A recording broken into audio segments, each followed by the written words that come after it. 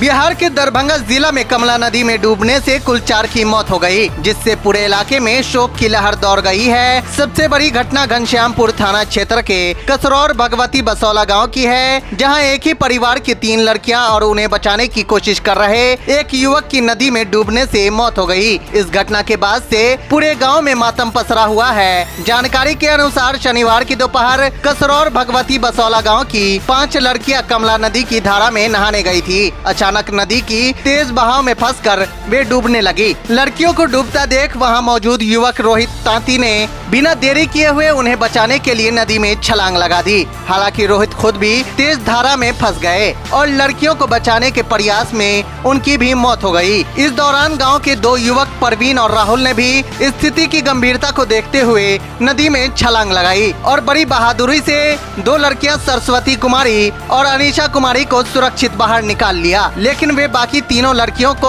और रोहित को नहीं बचा सके। इस घटना में जिन लोगों की मौत हुई है उनकी पहचान अंशु कुमारी, शीतल कुमारी, लक्ष्मी कुमारी और रोहित तांती के रूप में हुई है।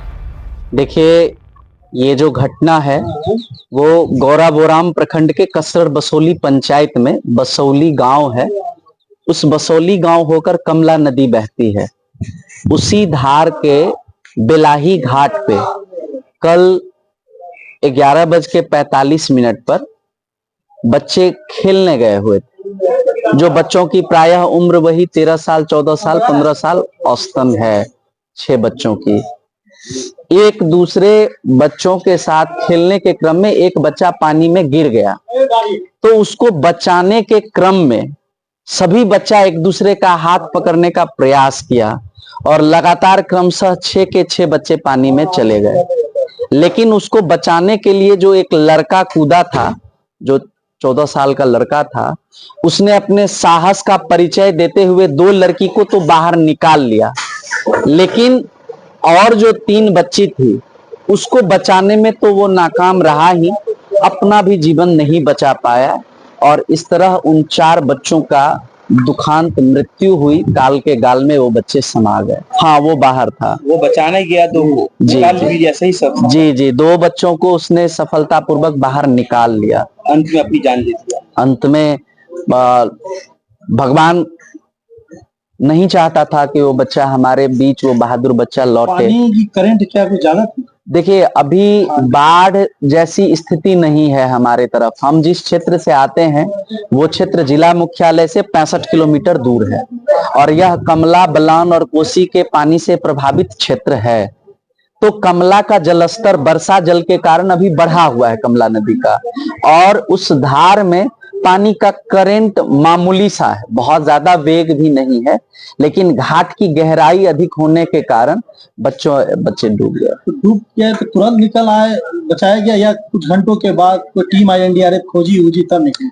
देखिए, सारे हमें खुद पर शर्म है, घिन आती है कि हम एक उस क्षेत्र से आते हैं जहां पर मौकाए वारदात पर एनडीआरएफ की टीम नहीं पहुंच पाती है, जिला प्रशासन का कोई पदाधिकारी नहीं पहुंच पाता है। 11:45 में घटना होती है, 12 बजे में जिला प्रशासन को सूचना दी जाती है और इतना ही नहीं, मैंने खुद व्यक्तिगत जिलाधिकारी को संपर्क किया था, मैंने खुद व्यक्तिगत अनुमंडल पदाधिकारी बिरौल को सूचना दिया था, लेकिन उन सब चीजों के बावजूद 4 घंटे तक एनडीआरएफ की टीम जिला से कसर बसोली गांव नहीं पहुंच पाती है यहाँ से। उसके बावजूद गांव के साहसी नौजवान और उसी गांव में मखाना की खेती करने आए हुए सहनी समाज के साहसी लोगों ने धैर्य का परिचय देते हुए अपने जान को जोखिम में डालकर 4 घंटे तक, 11:30 बजे जब ये घटना 11:45 के आसपास घटी, तब से लेकर 3:30 बजे तक निरंतर अथक प्रयास करते हुए पानी में उस डेड बॉडी को निकाला।